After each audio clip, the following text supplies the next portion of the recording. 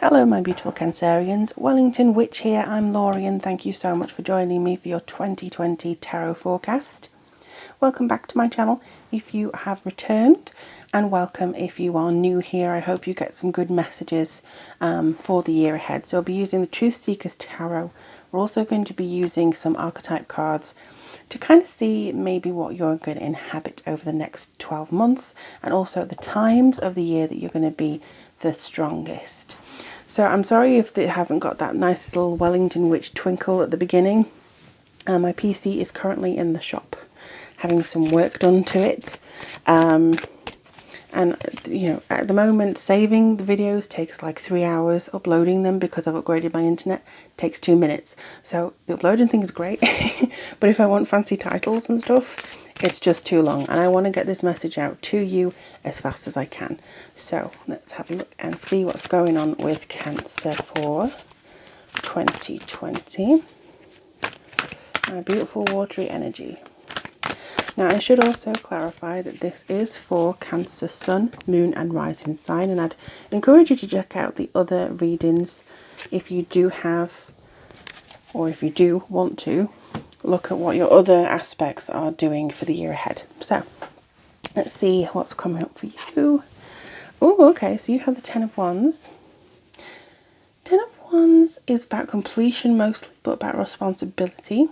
I think it's, again, somebody else had this.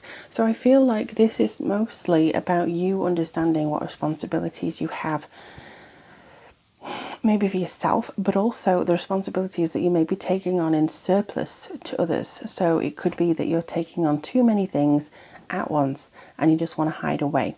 To be honest, I also get the impression that because a lot of you are empaths, maybe there's an air sign coming in, but a lot of you are empaths, like 90% of you are empaths or tune into that energy. So I would say that this could be you taking on other people's emotions and you're learning how to handle that. You're learning how to handle it, but don't take them on as your own problems. Don't take them on as, this is what I need to do, this is what I'm, you know, I need to fix you. That's not your responsibility. Your responsibility is to yourself. So let's have a look at the other one. The Star. I think Scorpio had this as well. The Star is amazing. The Star brings a sense of completion as well, but also it's mostly, how to put it? I'm trying to describe it in the way that makes sense. Because the images that I get for this are mostly you kind of just relaxing, which, you know, good. But it's relaxing in a way that's mostly content. So contentment, I think, is the word that I'm trying to look for here. Contentment. You're going to be incredibly content. You're going to be very, how to put it again? I get the feel like family. Okay, family. There's going to be something, a change within your family. There's going to be something that you feel like you are finally evolving.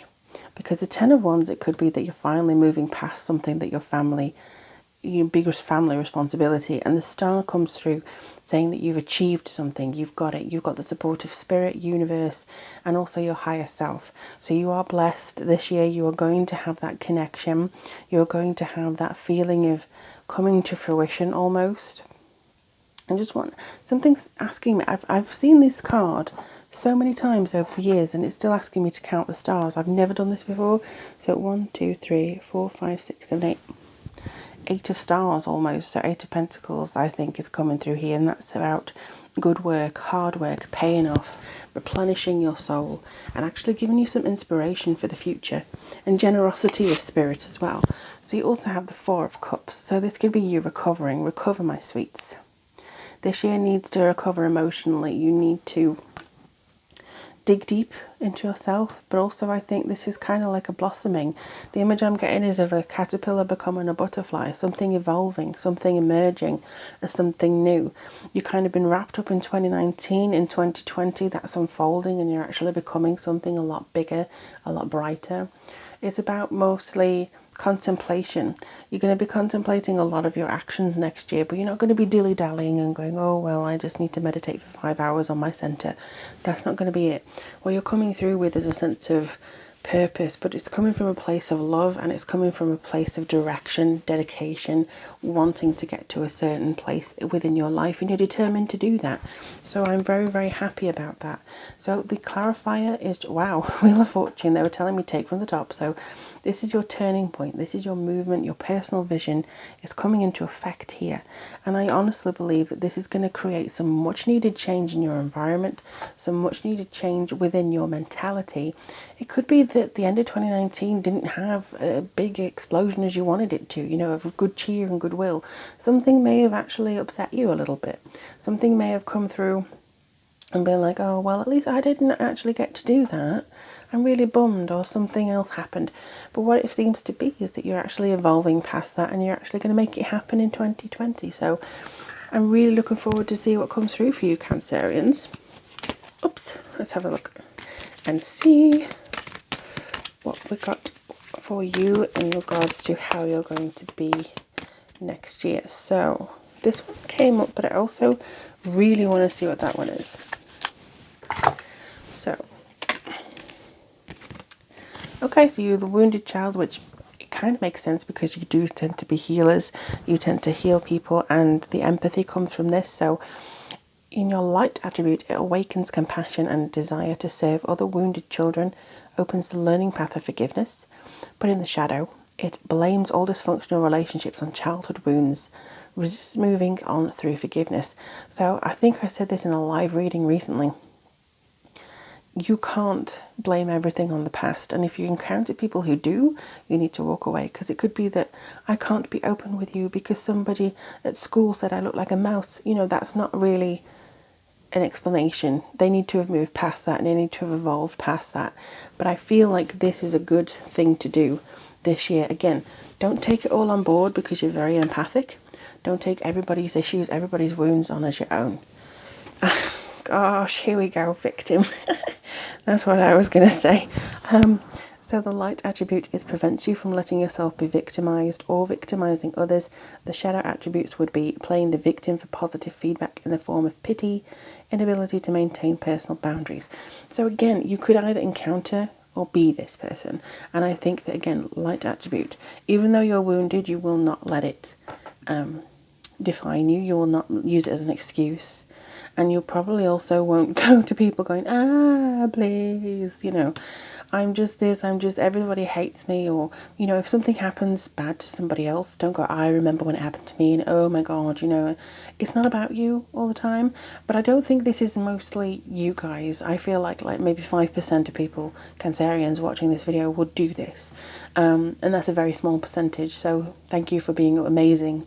I just feel like this one is mostly to do with other people. So if you feel like some people are taking the mickey and just asking you to constantly heal them, that is the burden and responsibility that you can move past. So let's have a look-see.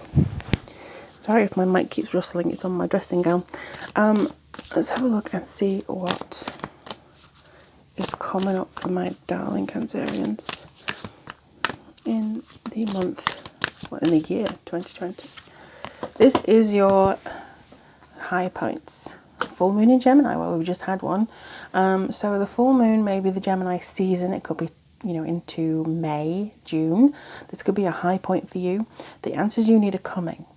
So whether those answers are how do I, whether those answers are what do I, or who am I, they are actually coming and transforming you.